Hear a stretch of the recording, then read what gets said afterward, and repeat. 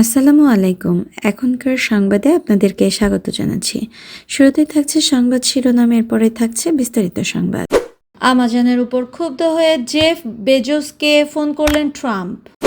গ্রেফতারের কারণ বলতে পারল না পুলিশ, জামিন পেলেন দিল্লির গ্যাংস্টার। পাকিস্তানে ৩৬ ঘন্টার মধ্যেই হামলা করবে ভারত। কাশ্মীরে হামলার জবাব দিতে সামরিক বাহিনীকে সবুজ সংকেত মোদির।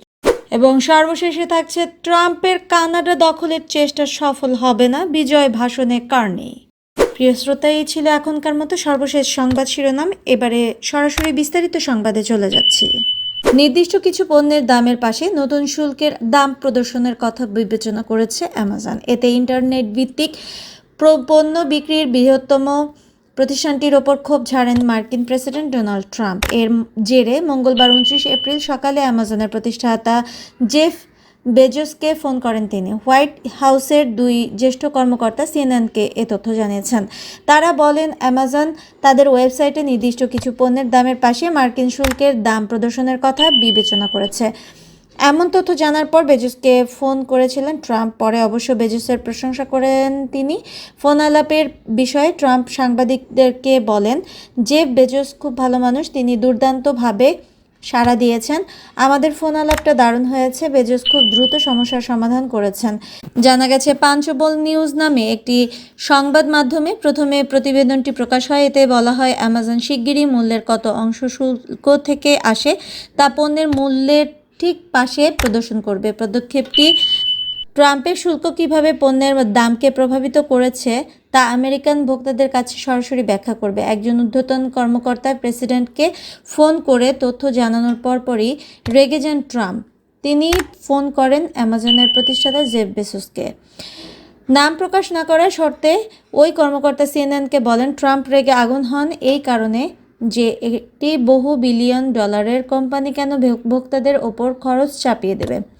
মঙ্গলবার এক ব্রিফিংয়ে হোয়াইট হাউসের প্রেস সেক্রেটারি ক্যারোলিন লিভিট অ্যামাজনের এই পদক্ষেপকে শত্রুতাপূর্ণ এবং রাজনৈতিক উদ্দেশ্যপ্রণোদিত বলে অভিহিত করেছেন এবং আরও বলেছেন যে তিনি এই বিষয়ে প্রেসিডেন্ট ট্রাম্পের সঙ্গে আগেই কথা বলেছেন। লিভিটের মন্তব্যকে টেনে এনে একই সুরে বাণিজ্য সচিব হাওয়ার্ড লুটনিক বলেন, যদি কোনো কোম্পানি তার নিয়মের বাইরে গিয়ে এমন পরিবেশের সৃষ্টি করে যে শুল্কের কারণে দাম বেড়েছে, তাহলে এটি হবে একটি শত্রুতাপূর্ণ কাজ। মঙ্গলবার সিএনএন-বির এক সাক্ষাৎকারে তিনি বলেন, এটা অর্থহীন। 10% শুল্ক দাম বাড়াতে কার্যকর ভূমিকা রাখতে পারে না। একমাত্র দাম বাড়াতে পারে এমন পণ্য যা যুক্তরাষ্ট্রের উৎপন্ন হয় না। সিএনএনকে দেওয়া এক বিবৃতিতে অ্যামাজনের একজন মুখপাত্র বলেছেন, এই পদক্ষেপ মূল অ্যামাজন সাইটের জন্য কখনোই বিবেচনা করা হয়নি এবং অ্যামাজনের কোনো পণ্য এখনও পর্যন্ত বাস্তবায়িত হয়নি। তবে অ্যামাজন জানিয়েছে তারা তাদের স্পিন অফ ওয়েবসাইট হাউল এ নির্দিষ্ট পণ্যের উপর আমদানি শুল্ক তালিকাভুক্ত করার ধারণা বিবেচনা করেছে। তিনি আবারও বলেছেন, এটি কখনোই অনুমোদিত হয়নি এবং হবেও না। ভারতে একটি আদালতে জামিন আবেদনের শুনানির সময় অভিযুক্ত গ্যাংস্টারকে গ্রেফতারের কারণ জানাতে পারেনি পুলিশ, যে কারণে ওই অভিযুক্তের জামিন আবেদন মঞ্জুর করেন আদালত। সম্প্রতি দিল্লির ওই আদালতে এ রায় শোনান বিচারক। অভিযুক্তের নাম আতাউর রহমান। তাকে গ্যাংস্টার অভিহিত করা হয়। 2023 সালে তিহার কারাগারের ভেতরে প্রতিদ্বন্দ্বী গ্যাংস্টার প্রিন্স তেওয়াটিয়া হত্যায় অভিযুক্ত ছিলেন তিনি। হিন্দুস্তান টাইমসের খবর, আতাউরের জামিন আবেদনের শুনানিকালে পুলিশকে গ্রেফতারের কারণ জানাতে জোর দেন আদালত, কিন্তু মামলার তদন্তকারী কর্মকর্তা আইও পুলিশ হেফাজত রিমান্ড শুনানির সময় ম্যাজিস্ট্রেটের কাছে গ্রেফতারি স্মারক জমা দেননি এবং গ্রেফতারের কারণগুলো পর্যাপ্তভাবে জানানো হয়েছে কিনা তাও নির্দিষ্ট করতে ব্যর্থ হন ম্যাজিস্ট্রেট। এতে আদালত হতাশা প্রকাশ করেন। আদালতের মতে অভিযুক্তকে গ্রেফতারের কারণ জানানো হয়েছে কিনা তা নিশ্চিত করার জন্য এই পর্যায়টি অত্যন্ত গুরুত্বপূর্ণ। এ বিষয়ে আতাউর রহমানের আইনজীবী বলেন, জামিন চাওয়ার অন্যতম প্রধান কারণ হলো অভিযুক্তকে গ্রেফতারের কারণ সম্পর্কে পুলিশ বা জেল কর্মকর্তারা অবহিত করেননি। আদালত উল্লেখ করেছেন যে এটি আরও ভয়াবহ যে তদন্তকারী সংস্থা বা ম্যাজিস্ট্রেট কেউই আইন মেনে চলার বা আইনি প্রয়োজনীয়তা পূরণের কোনো চেষ্টা করেননি, যেমন গ্রেপ্তারের কারণ উল্লেখ করা বা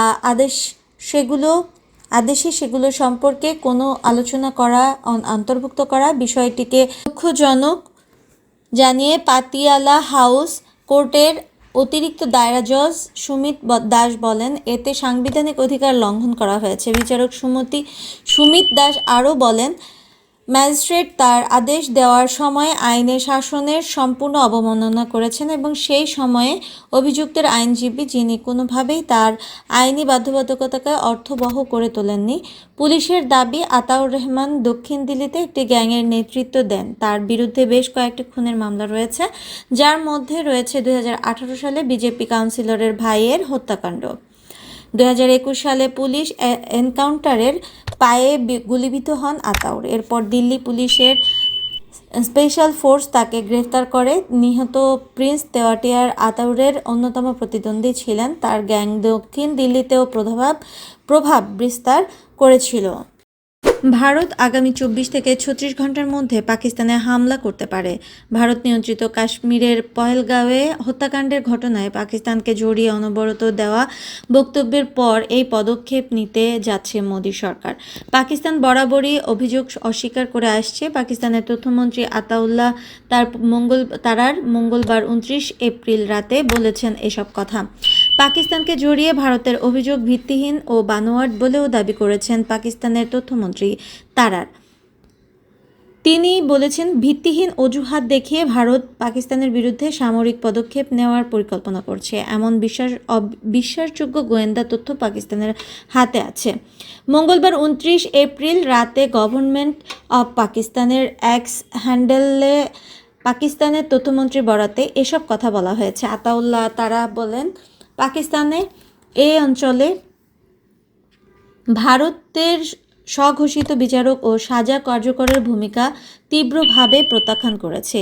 দেশটির এ আচরণ বেপরোয়া। পাকিস্তান নিজেই সন্ত্রাসবাদের শিকার এবং এই অভিশাপের যন্ত্রণা সত্যিই বোঝে। আমরা সব সময় বিশ্বের যে কোনো স্থানে সব ধরনের সন্ত্রাসবাদ এবং এর বহিঃপ্রকাশের নিন্দা জানিয়ে আসছি। আতাউল্লাহ তারার বলেন, দায়িত্বশীল রাষ্ট্র হিসেবে পাকিস্তান সত্যকে সামনে আনার জন্য বিশেষজ্ঞদের একটি নিরপেক্ষ কমিশনের মাধ্যমে বিশ্বাসযোগ্য, স্বচ্ছ ও স্বাধীন তদন্তের আন্তরিক প্রস্তাব দিয়েছে। কিন্তু দুর্ভাগ্যবশত যুক্তির পথ অনুসরণ না করে ভারত স্পষ্টতই অযৌক্তিকতা এবং সংঘাতের বিপজ্জনক পথে হাঁটার সিদ্ধান্ত নিয়েছে, যার পরিণতি পুরো অঞ্চল এবং এর বাইরেও বিপর্যয়কর হবে। পাকিস্তানের তথ্যমন্ত্রী আরও বলেন, বিশ্বাসযোগ্য তদন্ত এড়িয়ে যাওয়াই ভারতের আসল মতলব প্রকাশের জন্য যথেষ্ট প্রমাণ। রাজনৈতিক উদ্দেশ্য অর্জনের জন্য উদ্দেশ্যপ্রণোদিতভাবে জনসাধারণের অনুভূতির কাছে কৌশলগত সিদ্ধান্ত গ্রহণ করা দুর্ভাগ্যজনক এবং দুঃখজনক। আতাউল্লাহ তারার হুঁশিয়ারি দেন, ভারতের এ ধরনের যে কোনো সামরিক অভিযানের জবাব নিশ্চিতভাবে এবং দৃঢ়তার সঙ্গেই দেওয়া হবে। আর আন্তর্জাতিক সম্প্রদায়কে এই বাস্তবতা সম্পর্কে সচেতন থাকতে হবে যে উত্তেজনাকর পরিস্থিতি এবং এর ফলে সৃষ্ট পরিণতির দায়ভার সরাসরি ভারতের ওপর বর্তাবে। যে কোনো মূল্যে পাকিস্তানের সার্বভৌমত্ব ও ভূখণ্ড অখণ্ডতা রক্ষায় দেশটির সংকল্প পুনর্ব্যক্ত করেন তিনি। এর আগে পহেলগাঁওয়ে ওই হামলার জবাব দিতে নিজ দেশের সশস্ত্র বাহিনীকে হামলার সম্পূর্ণ অভিযানিক স্বাধীনতা দেন ভারতের প্রধানমন্ত্রী নরেন্দ্র মোদী। তিনি শত্রুপক্ষের ওপর অভিযানের সবুজ সংকেত দেন 3 বাহিনীর প্রধানকে। মঙ্গলবার 29 এপ্রিল প্রধানমন্ত্রীর বাসভবনে অনুষ্ঠিত উচ্চ পর্যায়ে এক বৈঠকে নরেন্দ্র মোদী বলেন, সন্ত্রাসের বিরুদ্ধে ভারতের জাতীয় প্রতিশ্রুতি অটুট এবং তিনি ভারতের সামরিক বাহিনীর ওপর পূর্ণ আস্থা রাখেন। প্রধানমন্ত্রী সশস্ত্র বাহিনীর শীর্ষ নেতৃত্বকে জানিয়ে দেন, হামলার প্রতিক্রিয়ায় কখন, কোথায় এবং কিভাবে অভিযান চালানো হবে সে সিদ্ধান্ত নেওয়ার পূর্ণ স্বাধীনতা তাদের হাতে। এর আগে মোদী কড়া হুঁশিয়ারি দিয়ে বলেছিলেন, সন্ত্রাসীর শেষ চিহ্ন উপড়ে ফেলতে হবে। 140 কোটির ইচ্ছাশক্তি সন্ত্রাসীর হত্যাদের মেরুদণ্ড ভেঙে দেবে। তার দৃঢ় বার্তা, যারা এই হামলার পরিকল্পনা ও সহায়তা দিয়েছে তাদের প্রত্যেককে খুঁজে বের করে শাস্তি দেওয়া হবে। প্রসঙ্গত, গত 22 এপ্রিল ভূস্বর্গ কাশ্মীরের পহেলগাঁওয়ে বন্দুক হামলায় 28 জন নিহত হন। ভারতের গোয়েন্দাদের দাবি, হামলার দায় স্বীকার করেছে দ্য রেজিস্ট্যান্স ফ্রন্ট নামে একটি সংগঠন, যারা পাকিস্তানি ভিত্তিক নিষিদ্ধ সংগঠন লস্কর-ই তৈয়বার ছায়া সংগঠন। তবে ভারতের এসব অভিযোগকে নাকচ করে দিয়েছে পাকিস্তান। কাশ্মীরের পহেলগাঁওয়ে সাম্প্রতিক হামলার জবাব দিতে নিজ দেশের সশস্ত্র বাহিনীকে হামলার সম্পূর্ণ অভিযানিক স্বাধীনতা দিয়েছেন ভারতের প্রধানমন্ত্রী নরেন্দ্র মোদী। 3 বাহিনীর প্রধান, জাতীয় নিরাপত্তা উপদেষ্টা ও প্রতিরক্ষা মন্ত্রীর সঙ্গে বৈঠকে তিনি শত্রুপক্ষের ওপর অভিযানের এই সংকেত দেন। নির্দিষ্ট করে কোথায় হামলা করা হবে সে ব্যাপারে স্পষ্ট কোনো শব্দ ব্যবহার না করলেও প্রধানমন্ত্রীর এই অনুমতি পাকিস্তানের দিকেই ইঙ্গিত দিচ্ছে। মঙ্গলবার 29 এপ্রিল ভারতীয় সংবাদ মাধ্যম এনডিটিভি অনলাইনের এক প্রতিবেদনে এই তথ্য জানানো হয়। খবরে বলা হয়েছে, ভারত শাসিত কাশ্মীরের অনন্তনাগ জেলার পহেলগাঁও অঞ্চলের বৈশরণ উপত্যকায় বন্দুক হামলার জবাব দিতে প্রধানমন্ত্রী নরেন্দ্র মোদী সেনাবাহিনীকে সম্পূর্ণ অভিযানে স্বাধীনতা দেওয়ার সিদ্ধান্ত জানিয়েছে। সূত্র অনুযায়ী হামলার জবাবে কবে, কোথায় এবং কিভাবে পদক্ষেপ নেওয়া হবে সে সিদ্ধান্ত এখনও সেনাবাহিনীর ওপরই ছেড়ে দেওয়া হয়েছে।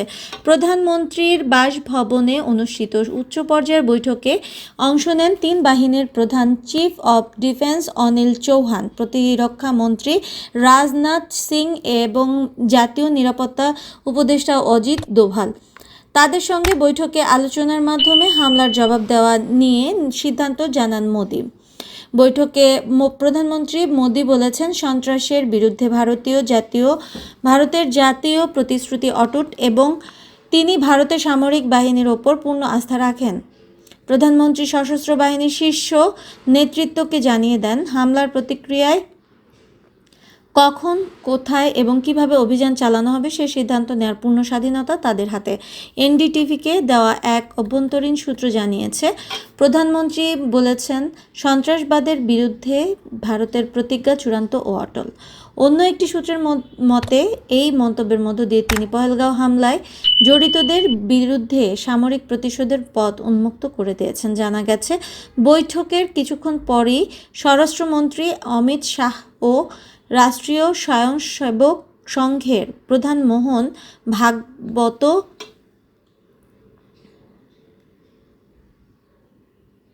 প্রধানমন্ত্রীর বাসভবনে পৌঁছেছেন। এর আগে মোদী কড়া হুঁশিয়ারি দিয়ে বলেছেন, সন্ত্রাসের শেষ চিহ্ন উপড়ে ফেলতে হবে। 140 কোটির ইচ্ছা শক্তি সন্ত্রাসের হোতাদের মেরুদণ্ড ভেঙে দেবে। আর তার দৃঢ় বার্তা, যারা এই হামলার পরিকল্পনা ও সহায়তা দিয়েছে তাদের প্রত্যেককে খুঁজে বের করে শাস্তি দেওয়া হবে। গত 22 এপ্রিল পহেলগাঁও বন্দুক হামলায় 28 জন নিহত হন। ভারতের গোয়েন্দাদের দাবি, হামলার দায় স্বীকার করেছে দ্য রেজিস্ট্যান্স ফ্রন্ট নামে একটি সংগঠন, যারা পাকিস্তানি ভিত্তিক নিষিদ্ধ সংগঠন লস্কর-ই তৈয়বার ছায়া সংগঠন। কানাডার 45তম জাতীয় নির্বাচনের জয়লাভ ঘোষণা করেছে প্রধানমন্ত্রী মার্ক কার্নির দল লিবারেল পার্টি। বিজয়ী ভাষণে যুক্তরাষ্ট্রের প্রেসিডেন্ট ডোনাল্ড ট্রাম্পকে এক হাত নিয়েছেন কার্নি। সমর্থকদের তিনি বলেছেন, প্রেসিডেন্ট ট্রাম্প আমাদের বিভক্ত করার চেষ্টা করেছেন যাতে আমেরিকা আমাদের দখল করতে পারে, কিন্তু এটা কখনোই ঘটবে না। তিনি তার বক্তব্য উল্লেখ করেন, কানাডা কেবল একটি জাতি নয়, এর চেয়েও বেশি কিছু। আমরা একসঙ্গে আছি এবং সবসময় একটি ফেডারেশন হিসেবে থাকব। আমরা নিখুঁত নই, তবে ভালোর জন্য চেষ্টা করি। সামনে অনেক চ্যালেঞ্জ থাকলেও কানাডাবাসীর ওপর আমার বিশ্বাস আছে। তিনি আরও বলেন, কানাডার শক্তি আমাদের ঐক্য এবং একসঙ্গে কাজ করার মানসিকতা নিহিত। চলতি বছরের জানুয়ারিতে প্রধানমন্ত্রী ও লিবারেল পার্টির প্রধানের পদ থেকে সরে দাঁড়ান জাস্টিন ট্রুডো। তার স্থলাভিষিক্ত হন ব্যাংক অব কানাডা ও ব্যাংক অব ইংল্যান্ডের সাবেক গভর্নর মার্ক কার্নি। তার নেতৃত্বে লিবারেল পার্টি সোমবার 28 এপ্রিল অনুষ্ঠিত নির্বাচনে প্রতিদ্বন্দ্বিতা করে। এতে দলটি পার্লামেন্টে একক সংখ্যাগরিষ্ঠতা অর্জনে প্রয়োজনীয় 172টি আসনের বিপরীতে 168টি জয় প্রায় নিশ্চিত করেছে। ফলে তারাই সরকার গঠন করতে যাচ্ছে বলে জানা যাচ্ছে দেশটির সংবাদ মাধ্যমের মাধ্যমে। অন্যদিকে লিবারেলদের প্রধান প্রতিদ্বন্দ্বী দল কনজারভেটিভ পার্টি এখন পর্যন্ত 144টি আসন নিশ্চিত করতে পেরেছে। এই দলের প্রচার মুখ ছিলেন পিয়েরে পয়েলিয়েভর।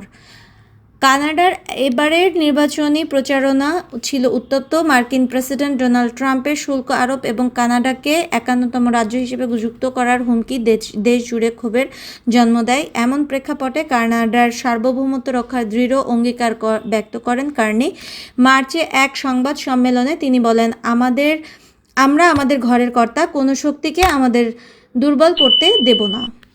প্রিয় শ্রোতা, এই ছিল এখনকার মতো সর্বশেষ সংবাদ। পরবর্তী সংবাদ শোনার আহ্বান জানিয়ে শেষ করছি এবং ভিডিওটি ভালো লেগে থাকলে চ্যানেলটিতে সাবস্ক্রাইব করুন, পাশে থাকা বেল আইকনটি ক্লিক করে রাখুন এবং লাইক, কমেন্ট, শেয়ার করতে ভুলবেন না। ধন্যবাদ।